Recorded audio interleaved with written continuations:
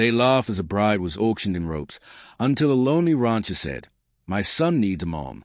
The town had gathered as though for festival, though nothing of holiness stirred in the dust. Lanterns burned above the crooked storefronts, their glow catching on whiskey bottles and brass buttons, the sound of laughter carrying across the wide street like something sharp and cutting. Horses stamped along the hitch rail, uneasy with the noise, while men leaned against the saloon balcony with cigarettes glowing in the dark. Beneath them stood the platform, built hastily from wagon boards, and upon it the last bride to be sold that night, her wrists bound with coarse rope, her hair falling wild across her face though her eyes stood still, unblinking, fixed on the horizon that promised nothing. She was young, no more than 24, her dress soiled from travel, her shoes too thin for this ground. Some had traveled far to witness, drawn less by need than by cruel sport. Men elbowed one another, calling out jests, as if a woman's body were nothing but another gamble at the tables. The air thickened with their jeers, and each word seemed to press heavy on her shoulders, though she did not bow. If anything, she stood taller against the ropes, her silence shaming their noise. The auctioneer, a man with a booming voice and greed at the corners of his smile, raised his arms for quiet. He spoke of her in numbers and strength, in years and worth, as if she were livestock, not blood and spirit. He called for bids, and the first voices answered with laughter more than coin. $1 here, 2 there, each spoken with mockery, until the weight of the crowd's amusement seemed greater than the night sky. She thought of the road behind her, the betrayal that placed her here. She had been sold once already, by bloodkin whose hunger or weakness outweighed their duty. That memory, raw as an open wound, pushed hot into her chest. She closed her eyes for a moment, not to hide tears but to keep her soul from spilling into their hands. The laughter swelled until a voice, steady and low, cut across it. Not loud, not demanding, merely calm. "My son needs a mom." That was all he said, the words carrying further than any shout. The crowd shifted, quieting as though a storm had broken. Faces turned. On the edge of the crowd stood a man apart, tall but plain, hat in hand, eyes shadowed by years of labor. He looked no showman, no reveler.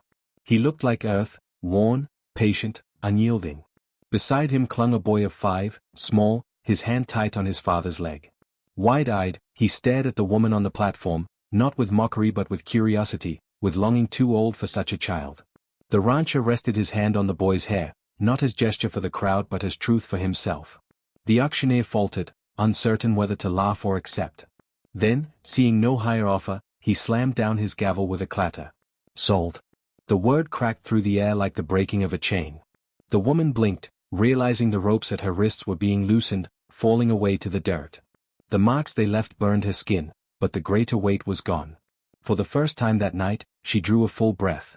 She was led down from the platform, the crowd murmuring, some disappointed in the lack of spectacle, others uneasy with the shift of tone. The rancher stepped forward, not gloating, not claiming. He simply reached out a steady hand, offering her the choice to take it. She hesitated, pride and pain holding her still, but the boy's gaze met hers then, earnest, vulnerable. It was not the father's hand she took first but the son's, small and warm, the rope marks on her wrist brushing his tiny fingers. Something in her chest softened against her will. The three of them walked away from the platform, the noise of the crowd fading behind. The town returned to its revelry, but for her the night had ended. Ahead lay the wagon, a plain thing pulled by a gray mare. He helped her climb aboard, not with flourish but respect, then lifted the boy to sit between them. No words were needed, and none were offered. The road stretched dark into the prairie, lit only by starlight and the occasional flicker of the lantern he hung at the wagon's edge. Silence held as the wheels turned over stone and soil. She sat stiff, her hands folded, still bound by memory if not by rope. Yet the boy, restless with the stillness, reached into his pocket and drew out a small carving, a horse whittled from pine, its shape crude but made with care. He offered it to her without a word. She looked down, startled, then slowly accepted.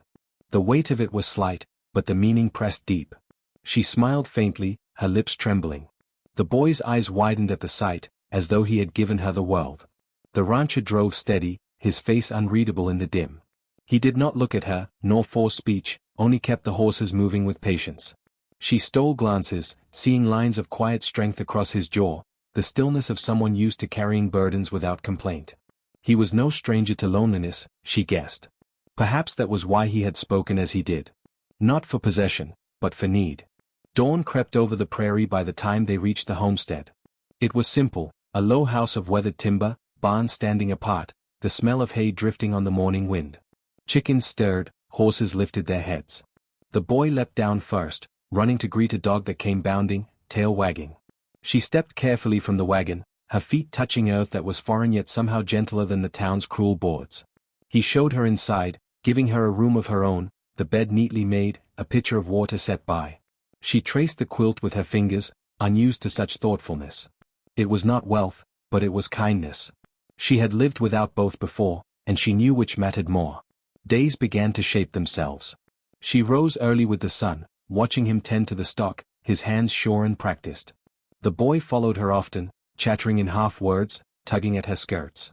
She found herself laughing softly one afternoon when he tripped and rose again, dust covering his small face. It startled her, that sound, unplanned, light after years of heaviness.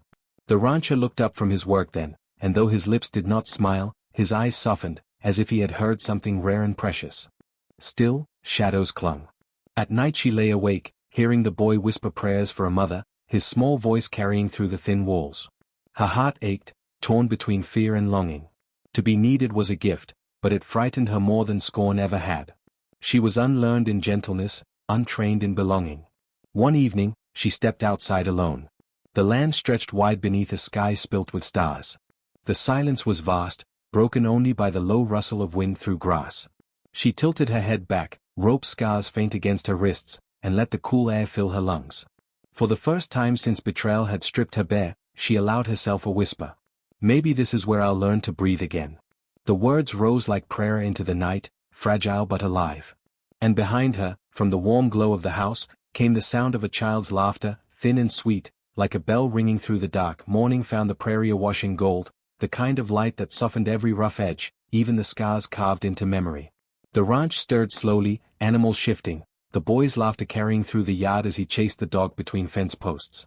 She stood at the threshold, apron strings loose, watching with arms folded not in defense but in quiet wonder. He looked back once, as though to see if she truly remained, then ran harder, his joy echoing. She felt the weight of it settle in her chest, both burden and balm, for to be loved by a child was a gift, yet one she feared she might not deserve. The days shaped themselves into rhythm, each hour a stitch binding her closer to this place. She learned the measure of the rancher's silence, the way he spoke little yet offered much. His hands, calloused by rope and plow, moved with surprising gentleness when fixing a gait or steadying the boy on a saddle. She began to mirror his steadiness, rising before dawn, carrying water, kneading bread with flour dust on her arms. At night, when the lamps burned low, she would hear his voice, a rare sound, reading from an old book to his son, the words halting but careful, as though he wished to pass on not knowledge but presence itself. One afternoon, while mending a torn shirt, the boy slipped and called her Ma. The syllable fell so naturally, as if he had been carrying it all along, waiting for release. She froze, needle poised, breath sharp in her chest. The rancher, nearby, set down his work. He did not correct the child, though he spoke softly, apology threaded through his tone, saying he meant no burden upon her. She shook her head, whispering that it was all right. In truth, the word had unsettled her less than she expected. If anything, it lit a hidden corner of her heart, one she thought long extinguished. That night, after the boy had fallen to sleep, she found herself sitting by the hearth with the rancher. The fire cracked slow, shadows curling. He spoke of his wife for the first time, the fever that had taken her, the hollow months that followed, the infant boy in his arms, a reminder both of loss and reason to endure. His voice wavered only once, when he said he feared his son would grow without softness, only the hardness of the land. She, in turn, spoke of betrayal, the brother who had sold her, the emptiness of being bartered like grain. Her words trembled, but she met his gaze. For the first time she saw not pity but recognition, as though they were two branches broken by storm yet leaning together for strength. Peace, however, is never left untested. A rider came into town 1 week later, dust on his boots and greed in his eyes. He bore her past like a brand upon his tongue. He told the tavern she belonged to him still, that she was promised and taken without right. The whispers spread quickly, the same mouths that once jeered now wagging again, questioning her place. When word reached the ranch, she paled, her hands shaking as she tried to continue her chores. The boy, sensing her fear, clung closer than ever. The rancher, quiet as always, stood taller, his eyes hardening not with anger but resolve. He said little, but she felt the promise in his silence, that no one would rip her from this soil again. Night fell heavy the day the man arrived at the ranch with 2 others, their horses snorting in the dark. Lantern light flickered against their faces, coarse with intent. She stood frozen on the porch, the boy pressed behind her, when the rancher stepped forward. His rifle rested steady across his arms, though it was not the weapon but his stance that held them. The intruder sneered, claiming what he called his right, insisting she return or be dragged. She trembled, every muscle screaming to hide, but the rancher did not move aside. For long moments the air hung tense, the boy whimpering softly, the men shifting in their saddles. Then, before the rancher spoke, her own voice rose. Thin at first, then sharp as flint. She told them she was no man's property, no token to be traded. She said she belonged only where she was loved, where she chose to stand. Her words cut across the night, surprising even herself. The men faltered, their certainty shaken by the fire in her tone. The rancher's hand, though still on the rifle, never lifted it. It was her defiance that drove them back, their muttered threats fading as hooves thundered into the dark. When silence returned, she collapsed to her knees, breath ragged, the boy clutching her waist. The rancher set the rifle aside and simply placed his hand on her shoulder, not in triumph, not in claim, but in quiet reverence. After that night, the house felt different. Fear had been cast out, and in its place a deeper bond grew. She moved with surer steps, her laughter less guarded. The boy began to call her Ma without hesitation, each time loosening the last knots around her heart. The rancher, though still a man of few words, began to meet her eyes longer, as if asking a question without speaking it. She found herself answering with small gestures, fresh bread left warm for him, his coat mended with careful stitches, her hand brushing his as they worked side by side. Their closeness was not sudden but slow, the kind that grows like roots, deep and unseen until strong enough to hold against any storm. One clear morning, under the vast stretch of sky, the rancher asked if she would marry him. He spoke not as a man demanding but as one offering, saying his son needed her, but he himself did too. She did not hesitate. The vow was not born of survival but of choice, and choice made it sacred. The ceremony was small, held in the yard with neighbors gathered, the boy dressed proudly, clutching her hand as though he were the one being wed. When the words were spoken and the promise sealed, the crowd's respect was quiet, no laughter this time, only a solemn recognition that something true had taken root. Life settled into a gentler rhythm. She rose each day with purpose, no longer a stranger in borrowed walls but a wife and mother with place of her own. The rancher's silences became less heavy, his rare smiles more frequent. The boy thrived, his laughter bright as a prairie sun. And she, once bound by rope and shame, now moved freely, her spirit as wide as the land she called home. On evenings when the sky blazed red with setting sun, she would take their hands, one small, one strong, and walk the fields with them, the world stretching endless yet never empty. It was in such moments she understood the truth that had carried her all along. Family is not always given.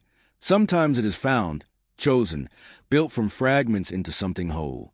And when the world laughs, when cruelty tries to break us, there is strength in a quiet voice that says, I belong here. The ranch, the man, the boy, this was her place, her breath, her beginning again. And with every step she knew she was no longer the woman tied in ropes, but the woman who chose and was chosen in return. The prairie wind rose, carrying her laughter with theirs across the open land, a song of home stitched from 3 hearts into one. If you enjoyed this Wild West tale brought to life, don't forget to like, share, and subscribe for more timeless stories told by the fire.